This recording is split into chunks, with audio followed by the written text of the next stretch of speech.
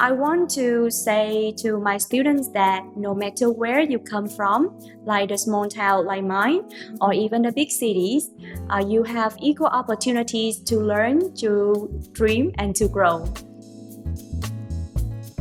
Teaching is a lifelong journey. It's not like one lesson and then you stop. It's a lifelong process of teaching, and you still grow and your student will grow later on. I believe that if you teach your students with your heart, you trust them, you believe them, you build a strong relationship with them. Is there any advice that you would like to give? Oh, a lot. Can you make longer? Because I have a lot of advice. Just kidding.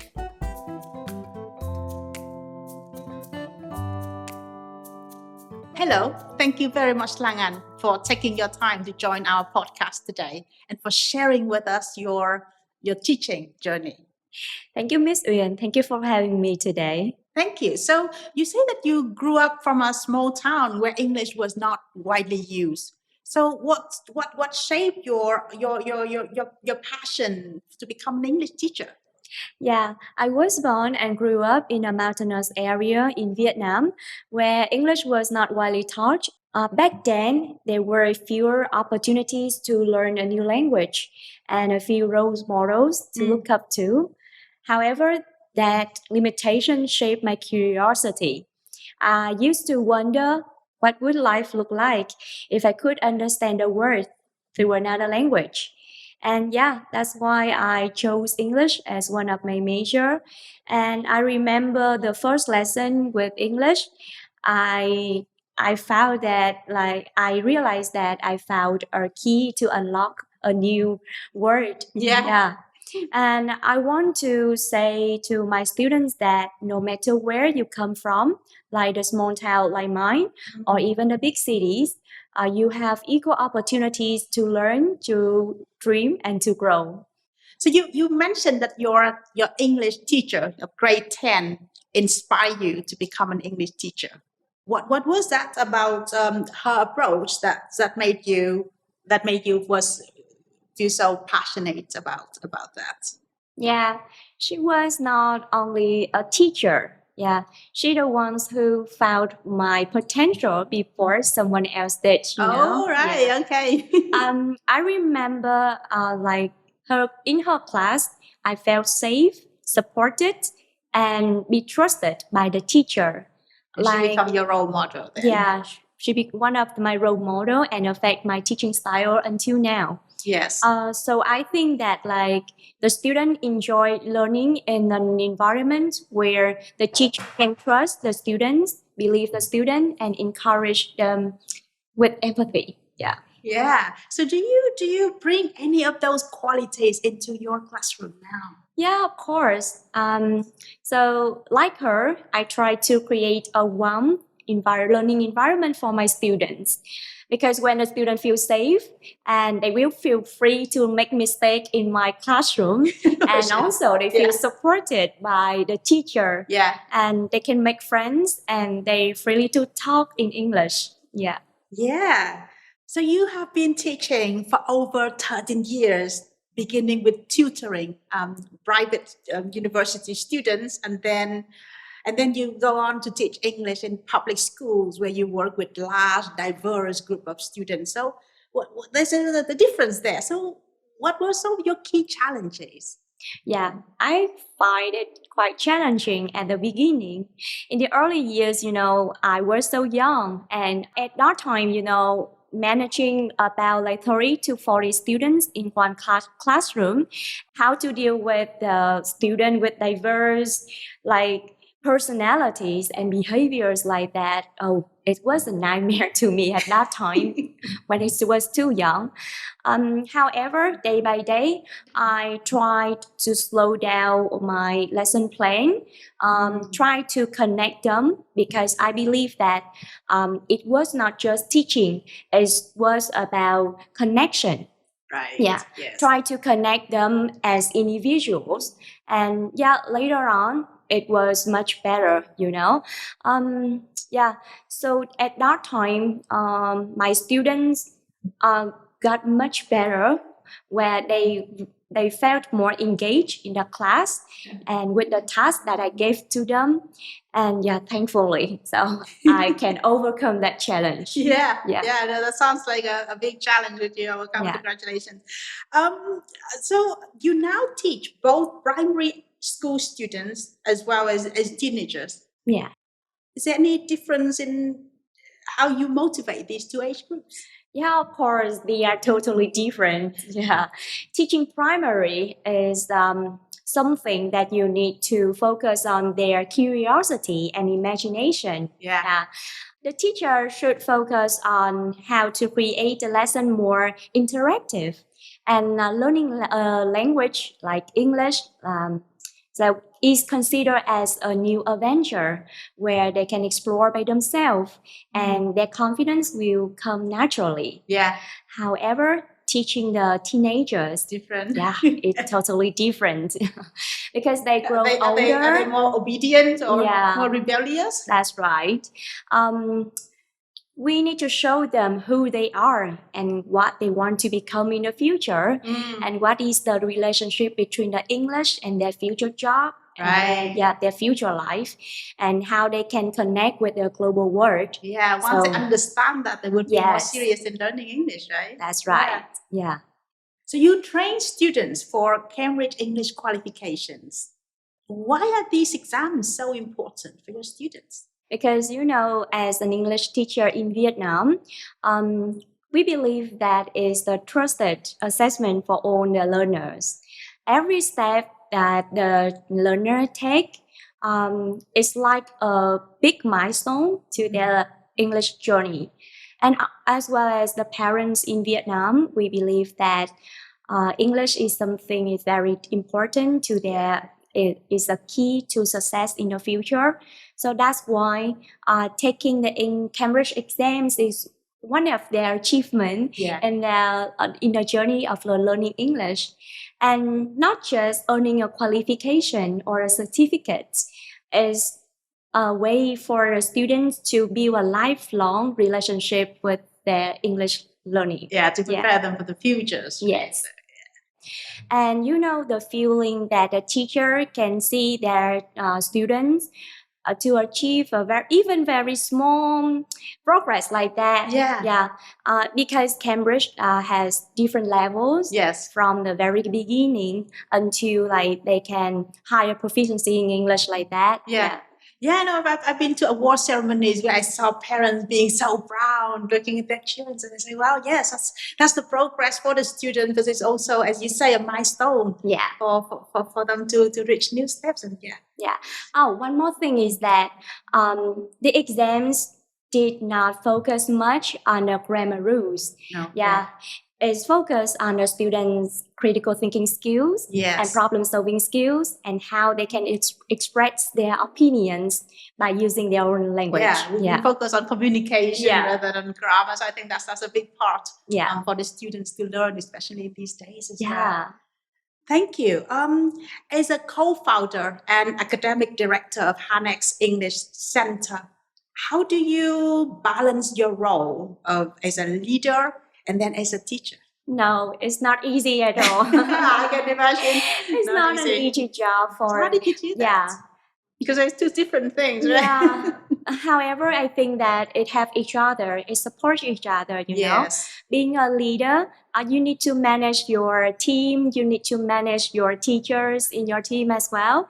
It's the same as you manage your students. If you manage your student well, and you can manage your team well as well. I think so. Also, teaching is one of the way to reflect our decision in our center. So that's why I still keep teaching until now. To manage a team and even I spend about 3 to 4 hours per week to teach my students, because I really want my students in my center experience the high quality of teaching. So that's why try to balance. You design personalized learning programs to empower your students on their language learning journey. Can you tell us more about these programs and how they're helping the students. Yeah, as our center, we believe that each of the learners is unique. They have different aspirations, personalities, and behavior as well, and learning goals too. So we try to balance between academically and emotionally for the students. And also, the starting point of the learner is very important, which will help us to design the lesson as well as the learning path more effectively. So personalizing the learners will help us create a more excellent quality for learning and teaching. Yeah. Thank you. Teaching can be very challenging. So what keeps you motivated? The student taught me a lot. Yeah, every challenge teaches me one lesson. Yeah. And whenever I overcome a difficulty or a challenge, I felt that I grew up. And for the long time, my students keep me motivated because I think that teaching is not just transmitting the language or the knowledge. It's about the connection. So that is the reason why I still keep connected with a lot of my students as they are my friends, like something like that. Yeah. Well, actually, that's why AI can never replace teachers because AI doesn't have that connection. I mean, that human interaction that you mentioned, that connection is not that easily replaced by AI, is it? Yeah. It's also something related to emotional relationship, and that AI cannot replace our humans. Yeah. Indeed. Yeah. Is there a mantra or philosophy that you live by as a teacher? Okay, quite a lot. But to name one is that teaching with heart.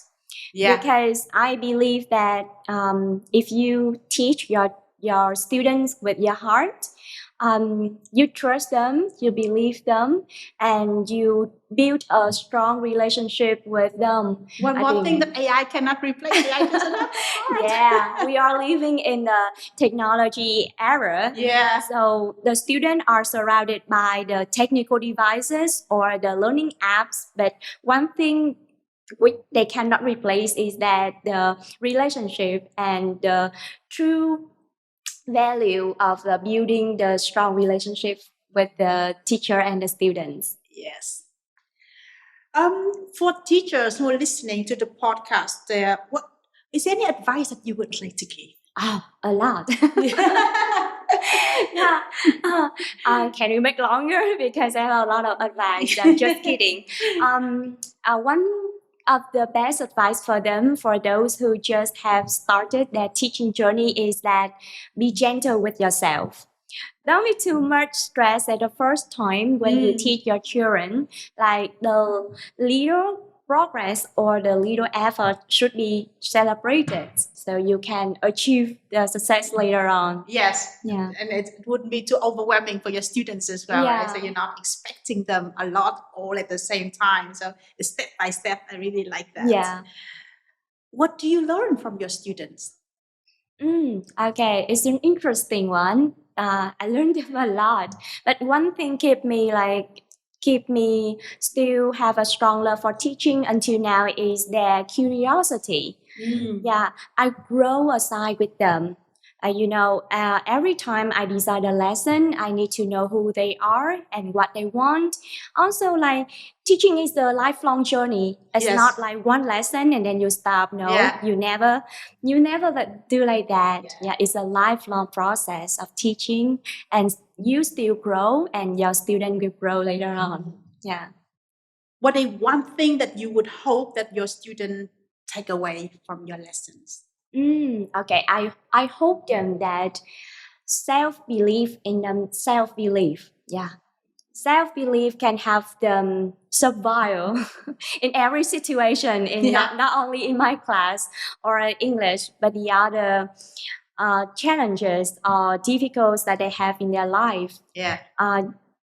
Maybe at the first time you learn English, you feel very difficult, but you believe that you can do it, you trust it, and you can have the strong determination to keep going on. So that's why like self-belief and self-trust in yourself. Yeah, I think it's important, right? If you don't believe in yourself, who else can trust you, can believe you? One thing will still inspire me until now is seeing the student achievement and their confidence grow. Yeah, it's so fulfilling, right? Yeah. The rewarding feeling of seeing them grow. That's right. You can see that a student who was very shy at first and didn't say even a few words until he or she can speak longer sentences and they can achieve like the Cambridge certificate or something like that. Yeah. It's so emotional. Yeah, I can imagine. I mean, I remember I was a teacher as well in the past, and seeing students grow from year to year, it feels so rewarding. Yeah. So I can totally feel that. While they take a quick break, it's time for another top tip. My name's Matt Elman. And I'm Cecilia Lemos-Hamer, and we work in the professional learning and development area here at Cambridge. What are we talking about today, Cecilia? We're talking about life competencies, which is something that I enjoy talking about, Matt. Why are life competencies important? So for learners, life competencies are important for the future, for their future employment prospects. And often when life competencies are mentioned, it's in the context of a world that's changing rapidly. We don't know what jobs are going to come up in the future. And learners need to be prepared for an uncertain future. And there's another, I would argue, more important aspect to life competencies, and it's about being able now to participate more fully in society, to get more from your relationships at school, at home, out in the world, and to kind of benefit society through being a more active, participative member of society. So being able to think critically, being able to collaborate, being able to be creative, understanding your role as a socially responsible citizen. These are all things that learners can benefit from right now. Why is it important for language teachers? So life competencies are important for all teachers, not just language teachers. But language teachers have a particularly important part to play. We are in a privileged position because life competencies are enacted through language. So language is central to the performance of life competencies. And for that reason, life competencies come up in the language classroom in every lesson, whether we know it or not. There's always an element of collaboration. There's always an element of communication. There's very often critical thinking, creative thinking going on.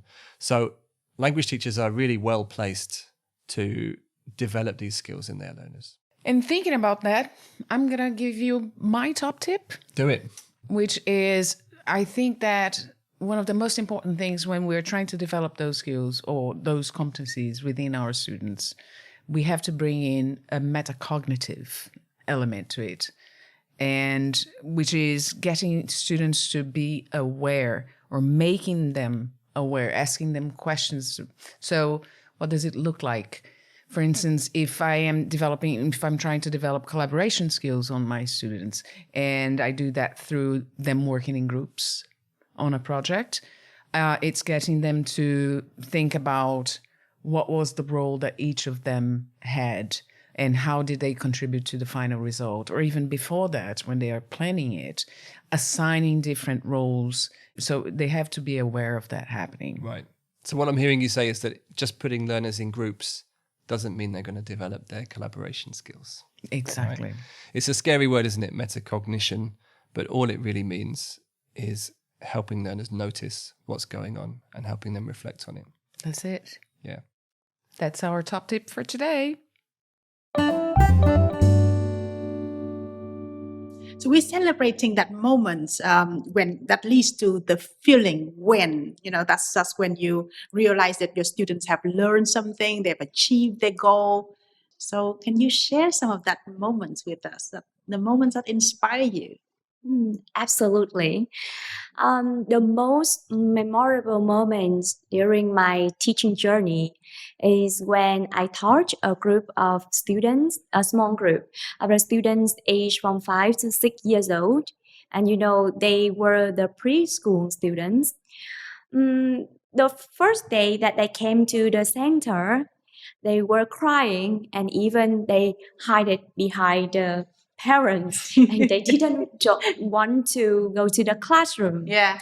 I came to them and say hello, and they feel like I was a monster or something like that. Actually, during the first class, they were very shy, and even they could not speak a single word. But little by little step, day by day, I try to design the lesson, prepare a lot of English games and songs for them. And yeah, they make friends to each other. And I try to build a connection and relationship with them, They are felt more confident. And also they began to speak the short words. And later on, after one day, when I came to the classroom and they said hello to the teacher, yeah, that moment I was so surprised. And after that, the students started raising their hands in the classroom, Yeah. and they participate in the learning tasks and the games. And they began to sing the song and play more actively. Yeah. So that's why I felt that, I did a little success for my students. 2 years later, the student already did the Cambridge test called status and the first step of the learning path.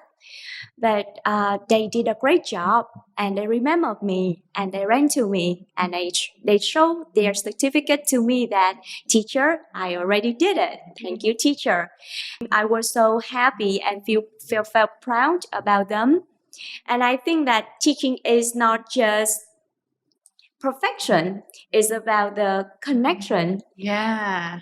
How can they still remember me? And after like 2 years, I haven't taught them anymore. And they still remember me and they show their result to me. And I felt that I already succeed in building their confidence and the connection between them and their English journey. Yeah, I really like that. It's not just a profession, it's a connection. I think that's really powerful. So, morning lessons or afternoon lessons? I go for afternoon because I will do exercise in the morning and prepare for the lesson. I think me too. Yeah. Afternoon is much better. Yeah. Me afternoon or evening. What is your favorite English word or phrase? I would choose empower. Because when you teach and you try to empower to your students. So what is your worst teaching habit? Oh, I would say that the students usually call me as the homework teacher because I usually give them a lot of homework to do. My aim is that make them do the homework every day to practice English in daily life.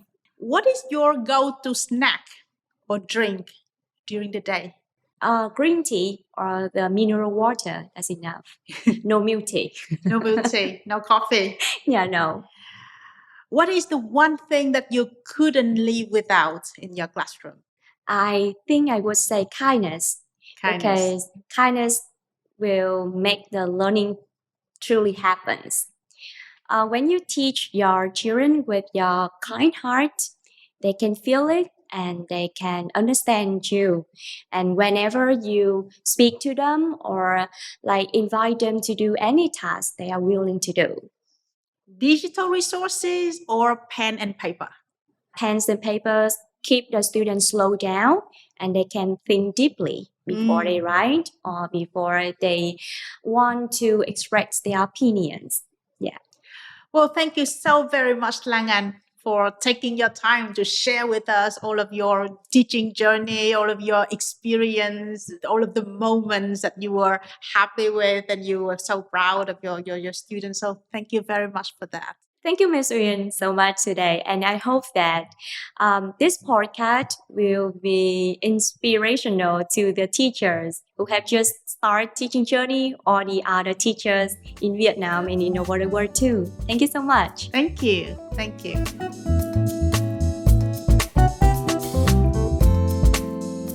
Cambridge is where your world grows.